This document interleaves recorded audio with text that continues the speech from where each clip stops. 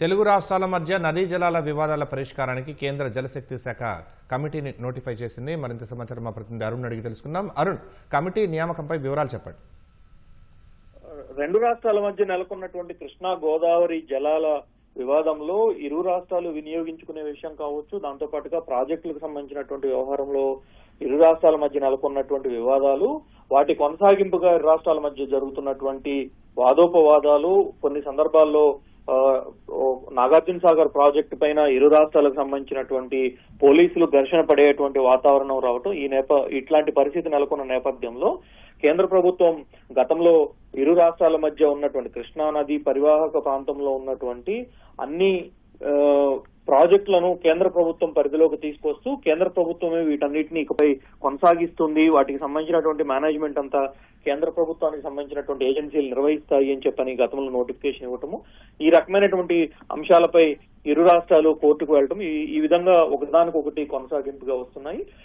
ఈ వివాదానికి ఎక్కడో చోట ఫుల్ స్టాప్ పెట్టాలనేటువంటి ఉద్దేశంతో కేంద్ర ప్రభుత్వం తాజాగా సిడబ్ల్యూసి కేంద్ర జల సంఘం చైర్మన్ నేతృత్వంలో కొత్తగా కమిటీని నియమించింది. ఈ కమిటీని నోటిఫై చేస్తూ కేంద్ర ప్రభుత్వం కేంద్ర జలశక్తి మంత్రిత్వ శాఖ ఈ రోజు దానికి సంబంధించినటువంటి నోటిఫికేషన్ ను ఆఫీస్ ఆఫ్ మెమోరాండం పేరుతో నోటిఫై చేస్తూ కీలకమైనటువంటి ఆదేశాలు వెలువరించింది. దీంట్లో భాగంగా ఇరు రాష్ట్రాలకు సంబంధించినటువంటి కీలకమైనటువంటి అధికారులు, దాంతో పాటుగా కేంద్ర ప్రభుత్వానికి సంబంధించినటువంటి పలు ఏజెన్సీలు, జల వివాదాలు, అదే సందర్భంలో ప్రాజెక్టులకు సంబంధించినటువంటి కీలకమైన వ్యవహారాలు, వీటన్నిటిని చూసేటువంటి పలు కీలకమైన ఏజెన్సీలకు సంబంధించిన చైర్మన్లు, బోర్డు సభ్యులు దీంట్లో ఉంటారని చెప్పి కేంద్ర జలశక్తి మంత్రిత్వ శాఖ స్పష్టం చేసింది.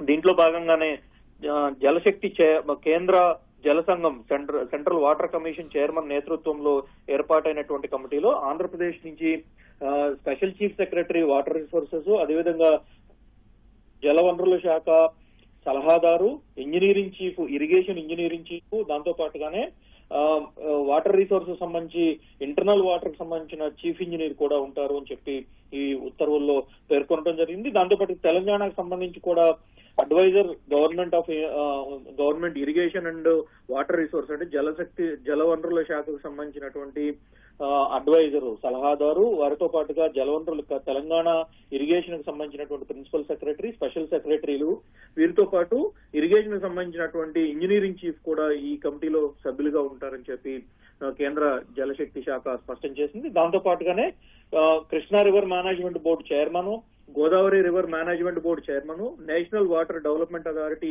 చీఫ్ ఇంజనీరు, వీరితో పాటుగా chief engineer CWC central water commission, ఈ నలుగురు సభ్యులు కూడా ఉంటారు అని చెప్పి కేంద్ర జలశక్తి మంత్రిత్వ శాఖ ఈ రోజు విడుదల చేసినటువంటి నోటిఫికేషన్ లో పేర్కొనడం జరిగింది. మొత్తం 17 మంది సభ్యులతో కలిపి ఈ కమిటీని నియమించింది. ఈ కమిటీ భేటీ అయ్యి ఇరు రాష్ట్రాలకు సంబంధించినటువంటి సమస్యలు ఏవైతే ఉత్పన్నమవుతున్నాయో వాటన్నిటిని ఎప్పటికప్పుడు పరిష్కారం దిశగా చర్యలు తీసుకోవాలని చెప్పి కేంద్ర ప్రభుత్వం నిర్దేశించింది. అయితే తొలుత వచ్చే 3 నెలల కాలంలో కమిటీ తరచుగా భేటీ అయ్యి ఇందుకు సంబంధించి ఇరు రాష్ట్రాల మధ్య నెలకొన్నటువంటి వివాదాలు, వాటికి ఉన్నటువంటి పరిష్కారాలు, వాటన్నిటిపైన ఒక కీలకమైనటువంటి నివేదికను అందజేయాలని కూడా కేంద్ర ప్రభుత్వం ఆదేశించింది.